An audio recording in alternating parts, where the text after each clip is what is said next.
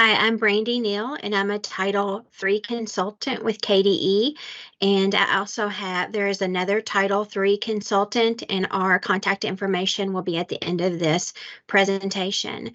Today, we're going to go over English Learner and Immigrant Data Standards and Reporting, and those documents are also linked in at the end of our PowerPoint.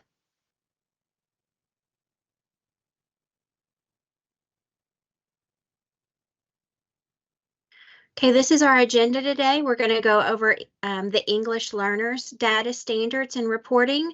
Then we'll go over the Immigrant Data Standards and Reporting, EL Student Misidentification, Student Records Transfer, Student Folders, and Resources and Contacts. For the English Learner Data Standards, remember that this is again linked at the end of our presentation. There is, this is exactly how it is labeled in the data standards. It provides a detailed entry on EL data in Infinite Campus, and it is labeled A through G, starting with the census detail being A. And we're going to go over each specific part of the data standards. Marjorie, can you run slides for me? Yes, I'll take control. Okay. Okay, so census detail, the home primary language. This is section A of the data standards. And like the clip shows you, when you pull up the data standards at the end of this that's linked, it has these pictures to show you exactly where you need to go. The click path for this census detail is Census People Demographics tab. You choose from the languages listed on the home language survey, and that is down there highlighted for you. The languages are actually populated from the codes of the representation of names of languages, ISO code list.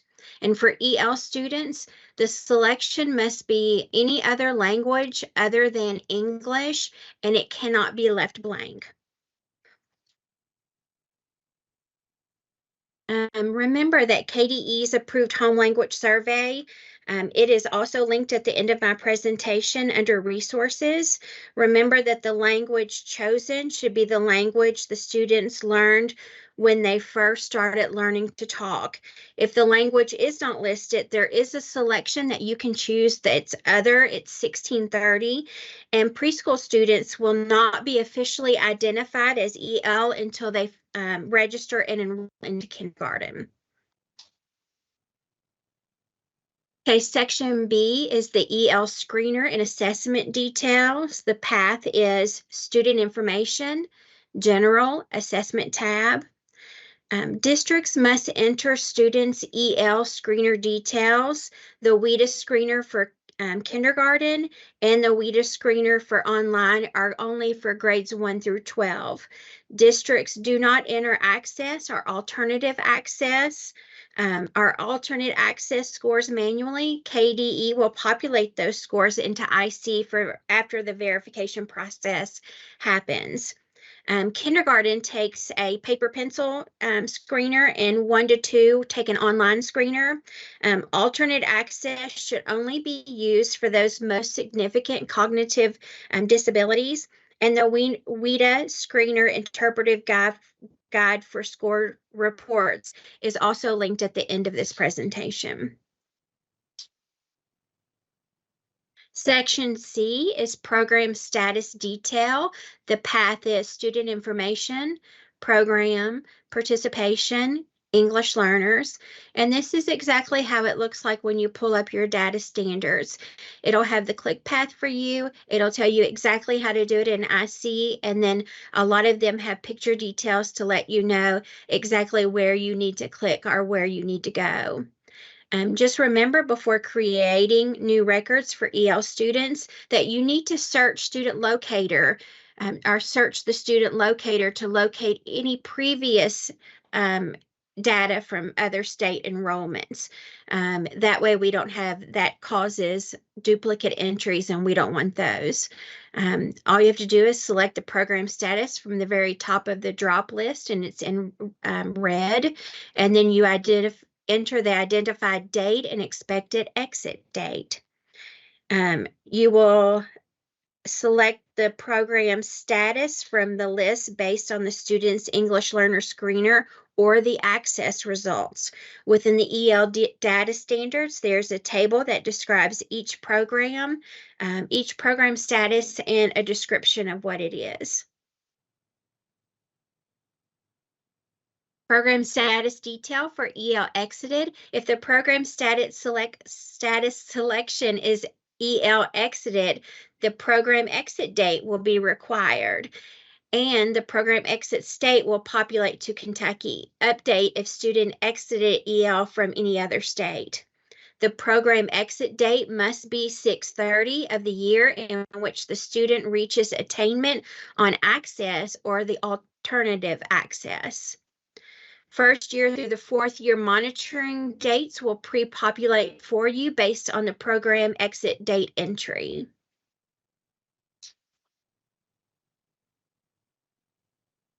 Program status detail for EL misidentified date.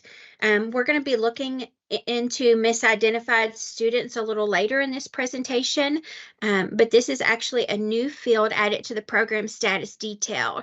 If the student is determined as misidentified, the EL program status must be changed to not EL, and the date determined misidentification should be entered. You can reference KDE's addressing the misidentification of EL students guidance to take appropriate action in making this determination, and prevention measures and processes will be covered later in this session.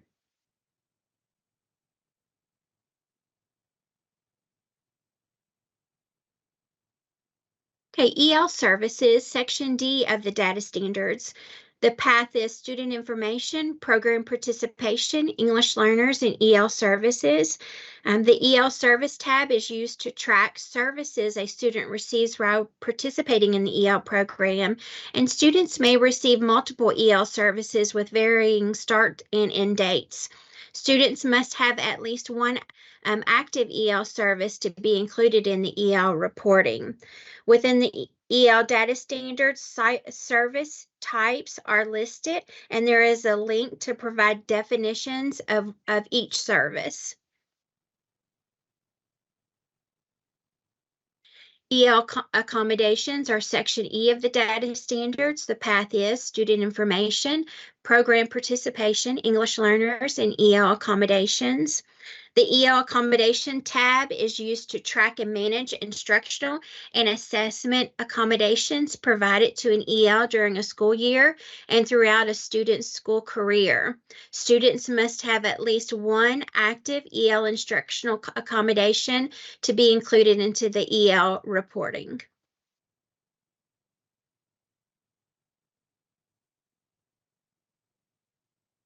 Student records transfer, section F. The path is process inbox and transfer. Release link, student information, general records transfer tab. All data imports must be completed to ensure all relevant EL records are imported. And data imports. The following import wizards must be processed to ensure all EL record transfers into the student record. The extended census import wizard is the home primary language will import this. Assessment import wizard, the screener and prior access scores will import. And the English learner import wizard, the EL program status detail will import. Okay, transfer documents. The following transfer documents must be processed to provide details of services and accommodations that students received in previous districts, the English learners, the EL services, and EL accommodations. Previous services and accommodations should be considered when determining the student's needs in their new district.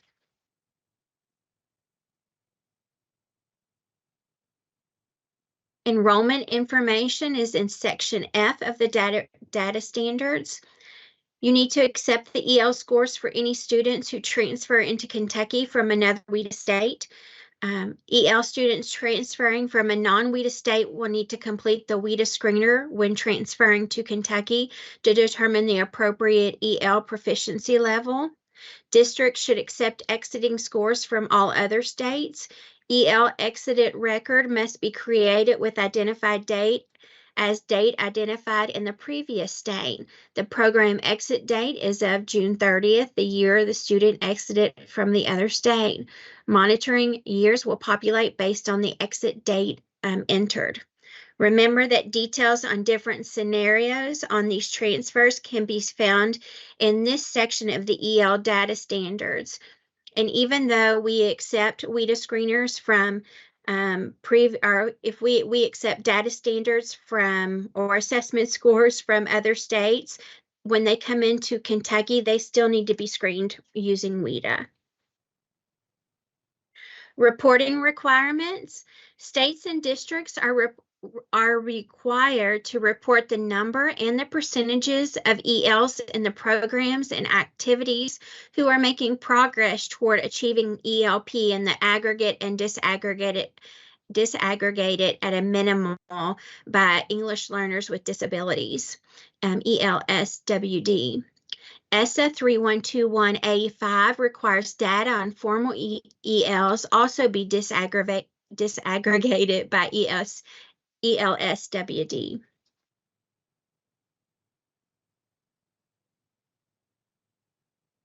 The English Learners Extract.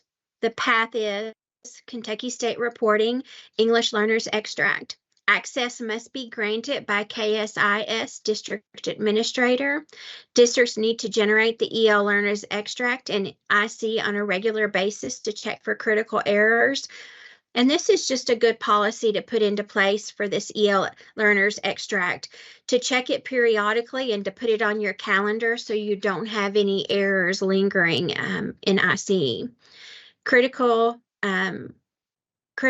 errors can include EL students without an active service type, and they have to have at least one chosen, EL students without an active instructional accommodation, and EL students with a home language listed as English. And remember that that cannot be left blank or not filled in. Reports, the QA English Learners Report. The path is Kentucky State Reporting, KDE Reports, QA English Learners Report. Access must be granted by KSIS District Administrator. Reports contains data on current EL students and those in the EL monitoring status for at least 4 years. Reports also contain other student groups' inclusion, EL services provided, and recent assessment results. QA English Learners Access Error Reports. These are two reports types that are available under QA Learner Report that will assist districts in preparation for the access testing window. And I would say generally, you need to start preparing around October for access testing rosters. Districts should also have in place a policy to ensure that this is ran on a regular basis to update their records. So Reach Access Attainment Error Report provides a list of students who are indicated as EL, but who have reached attainment on a prior access assessment. No Prior Access Attainment Error Report provides a list of students who are not indicated as EL but have not previously reached attainment on a prior access assessment.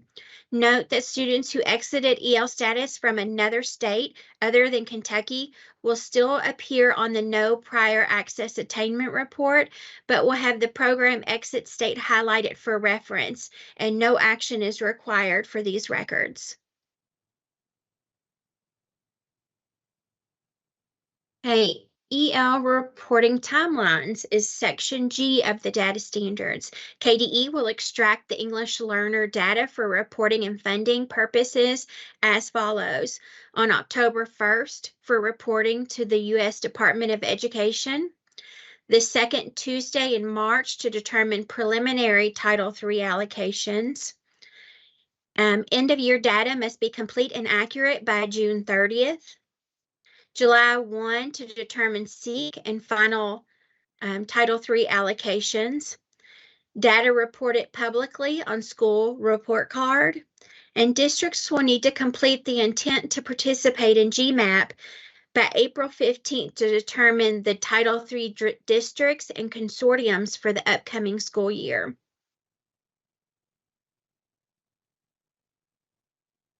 Okay, now we're going to move on to EL student misidentification. Misidentification prevention. The first steps into preventing the misidentification of students as ELs is ensuring that parents and guardians understand the purpose of the Home Language Survey.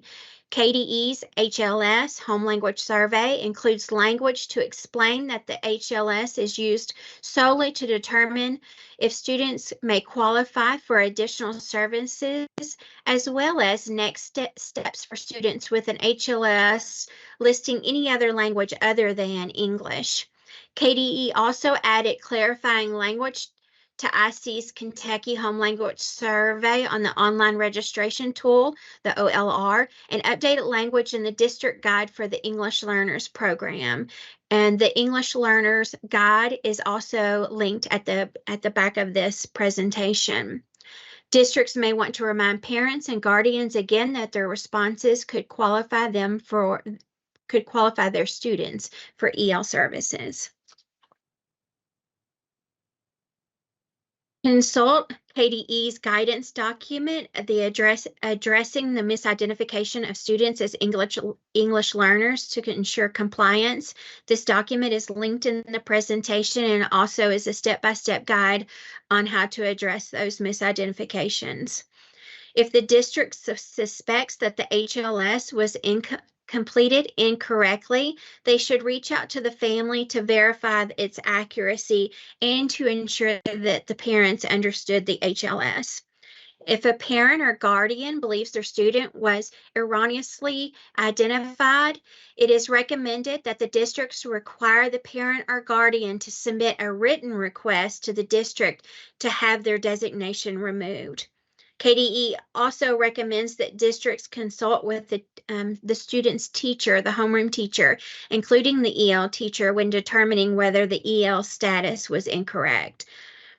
The student's grade scores on benchmark assessments and any previous EL screeners or access assessments should also be considered.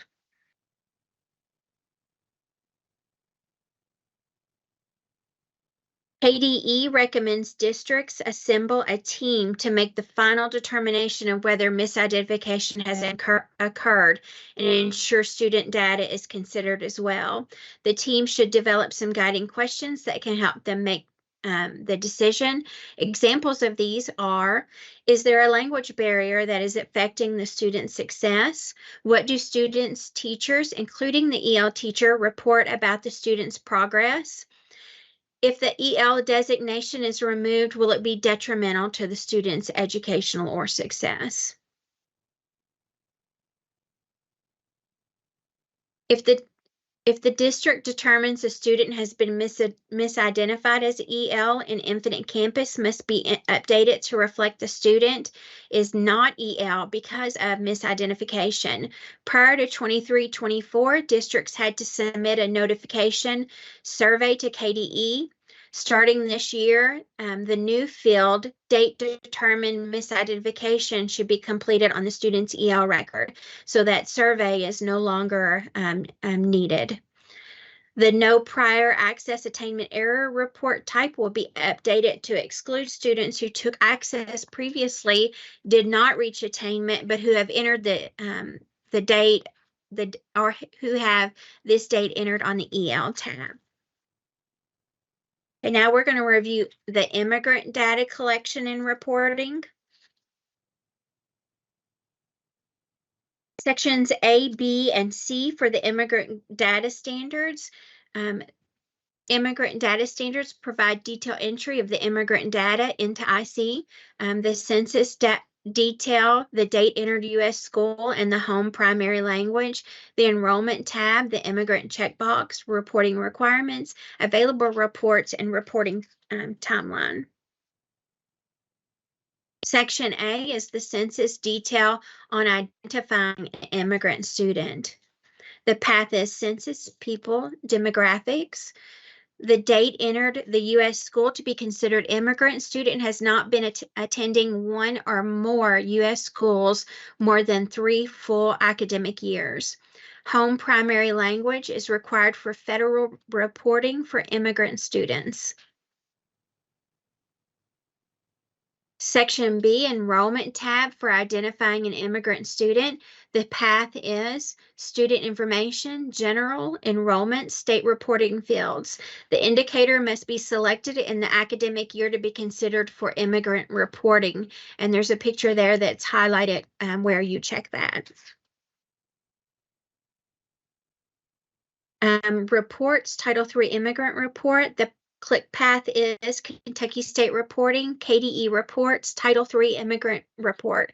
The access must be again identified and granted by your KSIS District Administrator.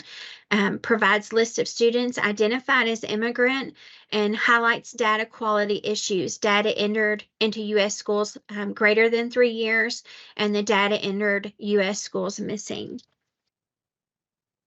The immigrant reporting requirements.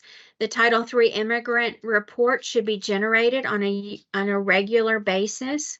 KDE will extract immigrant data from IC on the second Tuesday in October to determine the recipients of the Title III immigrant subgrant.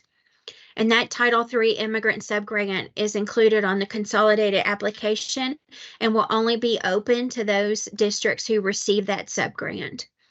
Title III requires states to reserve funds for subgrants to districts that have experienced a significant increase in the percentage or number of immigrant children and youth who have enrolled in schools in the district in the current fiscal year, and we compare those to the average of the last 2 fiscal years. The reporting timeline is Section C of the data standards for immigrant students. It happens on the second Tuesday of October. The immigrant count extracted to determine allocations. May 1st, district immigrant data verification window opens. June 30th, district immigrant data verification window closes. And July 1st, KDE extracts immigrant data to be used for the state and federal reporting purposes. We're going to discuss student folders. The district must maintain a folder for each student containing information relating to the student's status as an EL and details about their PSP, their program service plan. The folder should be updated regularly to ensure the appropriate documentation is maintained, and IC must also be updated to reflect changes in the student's PSP. Folder should include the following documentation: a copy of the student's HLS, initial ELP assessment score sheet for the WIDA screener for kindergarten and the WIDA screener online, a copy of parent notification letter, the level of academic achievement such as a report card, the annual ELP assessment, the access for ELLs, and the student's PSP.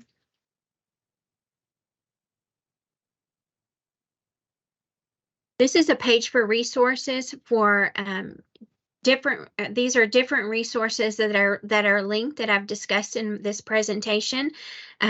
Also, one of the most valuable things that you can do if you are an EL coordinator for Title III is that very first resource, the District Guide for English Learners program. If you have any questions, that one document answers pretty much everything you could ask yourself. Plus, it also has links within it for most of these documents within the guide. So these are valuable resources for you to keep at your hand. And then the very last slide is contact information for myself, another program consultant for Title III. There's two of us. Her name is Cayman Triplett. Neil Watts is our branch manager, and Wendy Spalding and Marjorie Conley work in data for EL standards. So if you have any questions or comments, please just reach out and let us know.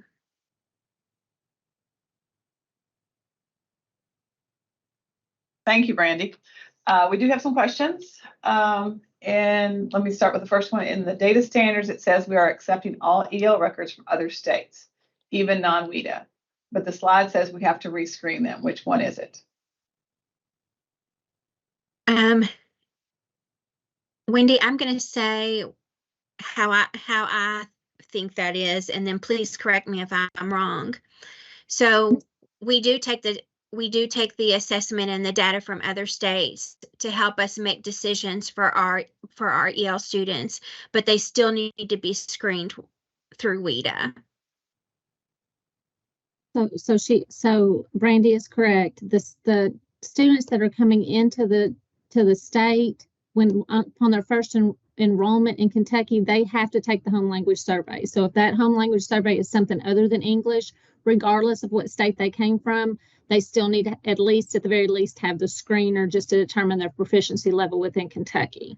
So those are for your students that are newly coming into Kentucky for the first time. We got a couple questions on this. Do you all know if this is a change to have to screen again, or maybe maybe it was just in the?